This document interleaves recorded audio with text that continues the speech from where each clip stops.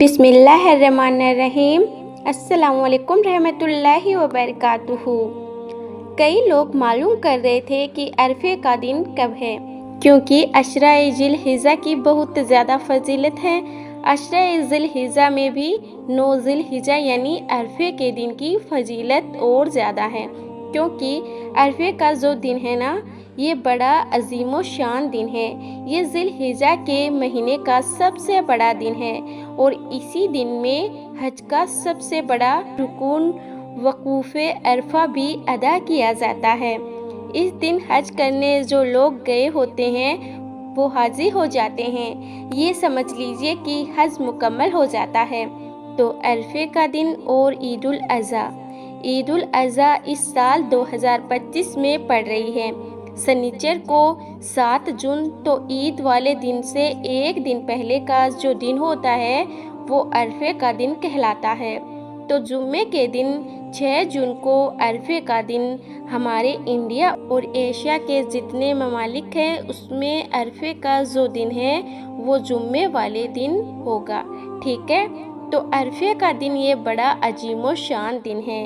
इस दिन हमें रोज़ा रखना चाहिए। अशरा ज़िलहिज्जा में रोज़ा रखने की फजीलत और अशरा ज़िलहिज्जा में भी 9 ज़िलहिज्ज की यानी अरफे के दिन के रोज़े की बहुत ज़्यादा फजीलत है।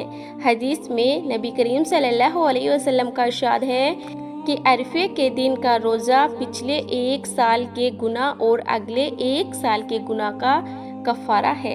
लेकिन हाजियों को रोज़ा नहीं रखना चाहिए, क्योंकि हाजी लोग जो है ना अरफात के मैदान में ठहरते हैं, तो पूरे दिन जिक्र अज़कार करना है, दुआएं मांगनी है। तो हाजियों के लिए ये रोज़ा रखना मुस्तहब नहीं है। बाकी जो लोग हज नहीं करने गए हैं तो वो अरफे के दिन का रोज़ा रखें। ये रखना उनके लिए सुन्नत है, मुस्तहब है। ठीक है, तो इस दिन आप रोज़ा रख सकते हैं। अब एक सवाल ये भी बहुत पूछा जाता है कि अरफे के दिन किस दिन को माना जाएगा। अगर हम जुम्मे के हिसाब से देखें तो जुम्मे वाले दिन तो सऊदी में ईद उल अज़हा होगी, तो वहाँ ईद उल अज़हा है और हम अरफे का दिन मना रहे हैं। तो ये अरफे का दिन कहाँ रहा, क्योंकि इसमें बड़ा इख्तिलाफ पाया जाता है।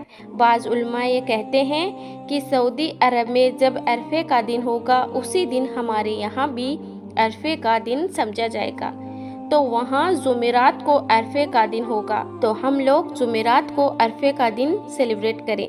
सेलिब्रेट का मतलब दीनी काम करने के एतबार से, रोज़ा रखने के एतबार से। तो इस सिलसिले में आप मेरी बात ये समझ लो कि हम एशिया के जो मुल्क हैं वो आमतौर पर सऊदी की तारीख से एक दिन पीछे चल रहे होते हैं।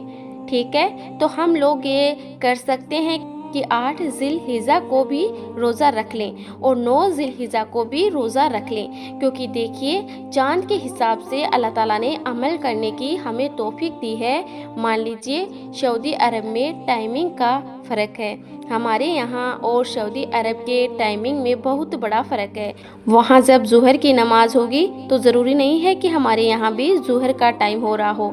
तो अल्लाह ताला ने पूरी दुनिया के अंदर दुनिया के रहने वाले इंसानों को ये हुक्म दिया कि आप लोग जिस मुल्क में जो वक्त होगा जिस इबादत का, तो वो वक्त ही उस इबादत का समझा जाएगा।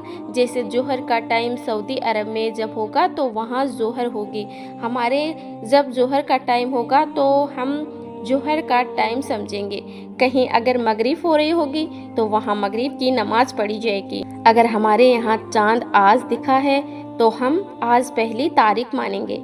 सऊदी अरब में जब चांद दिखेगा तो वहाँ पहली तारीख मानी जाएगी, क्योंकि चांद आप देखें सऊदी अरब में अगर 5 तारीख है तो हमारे यहाँ 4 तारीख होती है। तो ये अल्लाह का बनाया हुआ एक निज़ाम है। तो हम इबादत के मुकल्लफ हैं। जिस मुल्क में जिस इलाके में हम रहते हैं वहाँ की टाइमिंग के हिसाब से।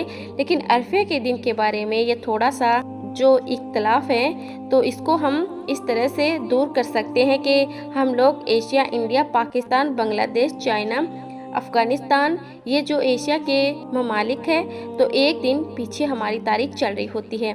तो हम जिस दिन सऊदी अरब में अरफे का दिन होगा तो हमारे यहाँ जुमेरात का दिन होगा।